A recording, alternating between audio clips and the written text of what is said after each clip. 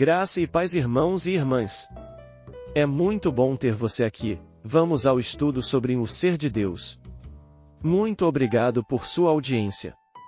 Mas antes, se você gosta de vídeos sobre a Bíblia, inscreva-se no nosso canal e ative o sininho e deixe o seu like.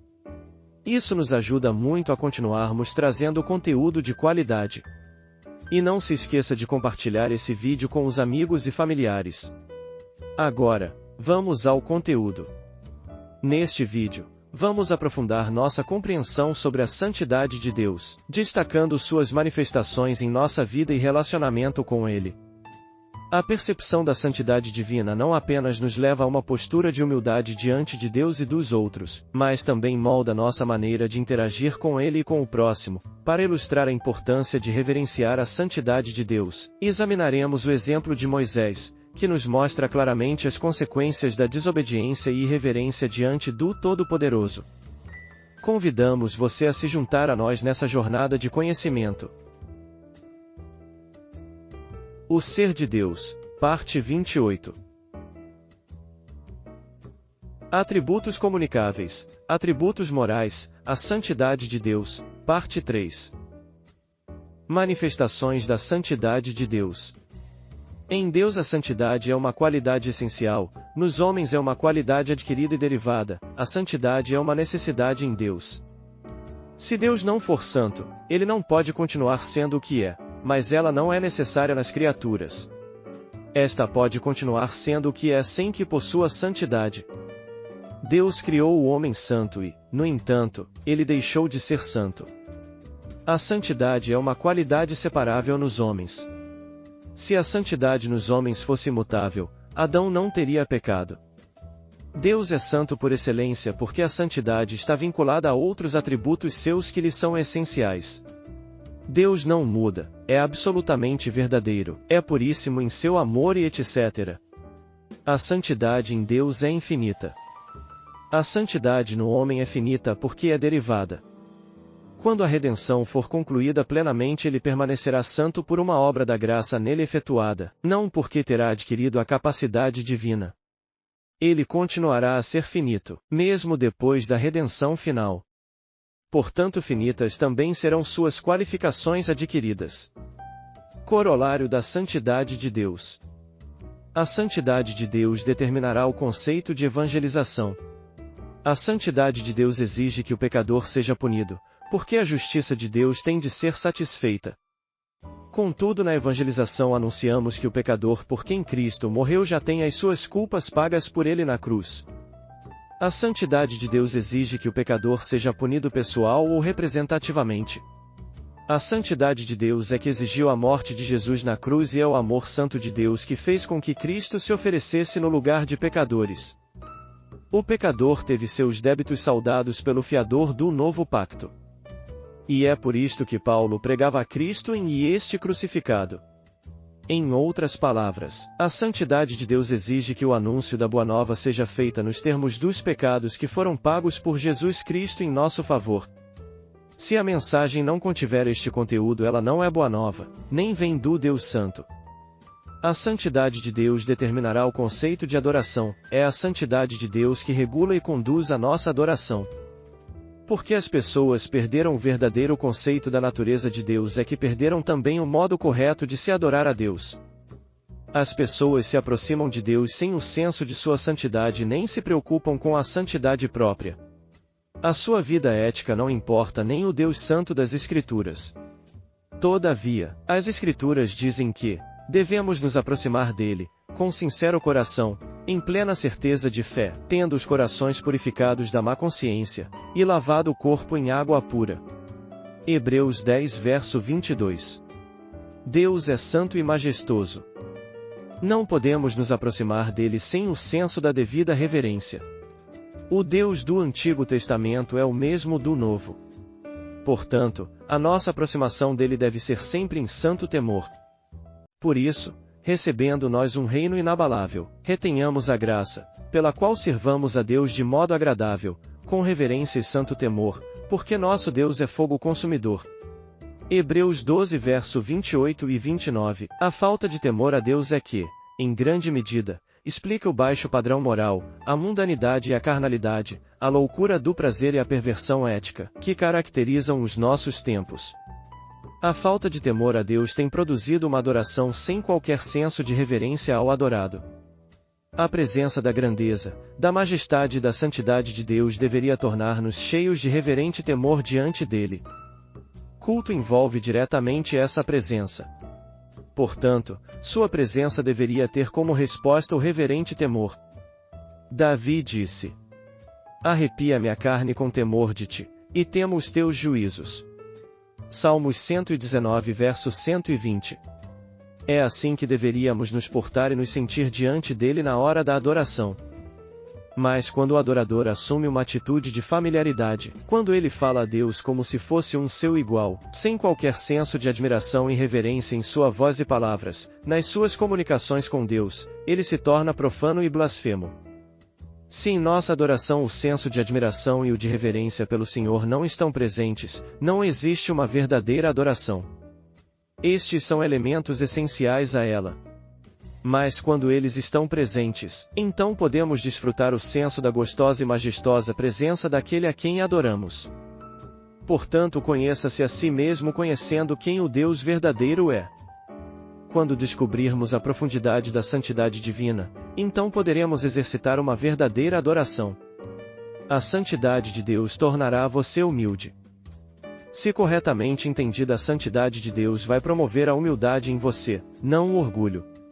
Lembre-se do exemplo de Pedro, registrado em Lucas 5. Depois de haver tentado pescar inutilmente a noite toda, Pedro recebeu a ordem de Jesus Cristo de lançar as redes. Pedro duvidou, a princípio, de que iria dar certo, mas acabou dizendo: Sobre a tua palavra lançarei as redes. Verso 5. Qual não foi a surpresa quando ele tentou içar as redes? Elas estavam cheias a ponto de se romperem. Verso 6. Quando Pedro percebeu diante de quem ele realmente estava, teve um senso de humildade e pequenez. Ele sentiu-se impuro diante da santidade do Redentor.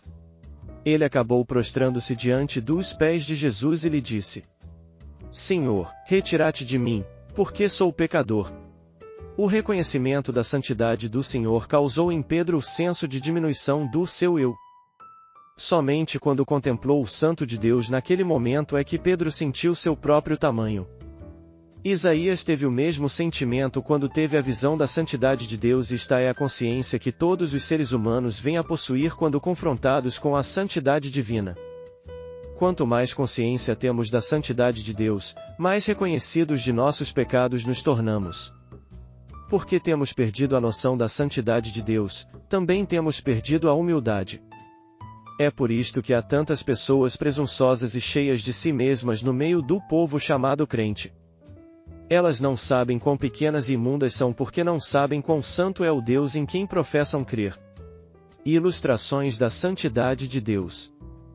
Moisés e a santidade de Deus. Há 2 textos no livro de Números mostrando que a não consideração da santidade divina é um grande prejuízo para os homens. Números 20 do verso 1 ao 13. Chegando os filhos de Israel, toda a congregação, ao deserto de Zim, no mês primeiro, o povo ficou em Cádiz. Ali, morreu Miriam e, ali, foi sepultada. Não havia água para o povo. Então, se ajuntaram contra Moisés e contra Arão, e o povo contendeu com Moisés, e disseram: Antes tivéssemos perecido quando expiraram nossos irmãos perante o Senhor. Por que trouxestes a congregação do Senhor a este deserto, para morrermos aí, nós e os nossos animais? E por que nos fizeste subir do Egito, para nos trazer a este mau lugar, que não é de cereais, nem de figos, nem de vides, nem de romãs, nem de água para beber? Então, Moisés e Arão se foram de diante do povo para a porta da tenda da congregação e se lançaram sobre o seu rosto, e a glória do Senhor lhes apareceu. Disse o Senhor a Moisés: Toma o bordão, ajunta o povo, tu e Arão, teu irmão, e, diante dele, falai à rocha, e dará a sua água. Assim lhe tirareis água da rocha e dareis a beber à congregação e aos seus animais. Então, Moisés tomou o bordão de diante do Senhor, como lhe tinha ordenado. Moisés e Arão reuniram o povo diante da rocha, e Moisés lhe disse: Ouvi, agora, rebeldes. Porventura, faremos sair água desta rocha para vós outros? Moisés levantou a mão e feriu a rocha 2 vezes com o seu bordão, e saíram muitas águas, e bebeu a congregação e os seus animais. Mas o Senhor disse a Moisés e a Arão: Visto que não crestes em mim, para me santificardes diante dos filhos de Israel, por isso, não fareis entrar este povo na terra que lhe dei. São estas as águas de Meribá, porque os filhos de Israel contenderam com o Senhor, e o Senhor se santificou neles. Números 27 do verso 12 ao 14, depois, disse o Senhor a Moisés: Sobe a este monte Abarim e vê a terra que dei aos filhos de Israel. E, tendo-a visto, serás recolhido também ao teu povo, assim como foi teu irmão Arão, porquanto, no deserto de Zim, na contenda da congregação, fostes rebeldes ao meu mandado de me santificar nas águas diante dos seus olhos. São estas as águas de Meribá de Cádiz, no deserto de Zim. São passagens que mostram a ira de Moisés contra o povo por causa da sua reclamação de falta de alimento e água no deserto. O povo está acampado em Cádiz, em hebraico Cádiz é igual a santo. Ali, então, Deus manda que, diante do povo, Moisés fale a rocha a fim de que a água brote dela. Verso 7, Moisés reuniu o povo, tomou a vara como o Senhor ordenara, mas aconteceu que ele acabou fazendo bem diferente da ordem dada pelo Senhor. Ao invés de falar a rocha, irado, ele feriu a rocha 2 vezes com sua vara. Verso 11, a água saiu abundantemente da rocha, mas o castigo veio sobre Moisés e Arão, que não puderam entrar na terra prometida. Verso 12, é muito curioso que depois da desobediência, Deus diz a Moisés: Visto que não crestes em mim, para me santificardes, diante dos filhos de Israel. Verso 12. Bater na rocha foi um ato de desobediência, uma falha por não seguir as instruções de Deus. Esta falha foi considerada por Deus como incredulidade. Todavia, além de incredulidade, o que Moisés fez foi um ato de reverência para com a palavra de Deus. Uma irreverência gerou uma incredulidade. A resposta apropriada à santidade de Deus é a reverência para com Ele, e o resultado do temor é a obediência. Contudo, a ira de Moisés para com o povo havia sobrepujado o seu temor e a sua reverência para com Deus, ao invés de o seu temor para com Deus ter vencido a sua ira para com o povo no deserto. Obrigado por assistir até aqui. E não perca a continuação sobre o estudo, o ser de Deus, no próximo vídeo. Graça e paz, irmãos e irmãs.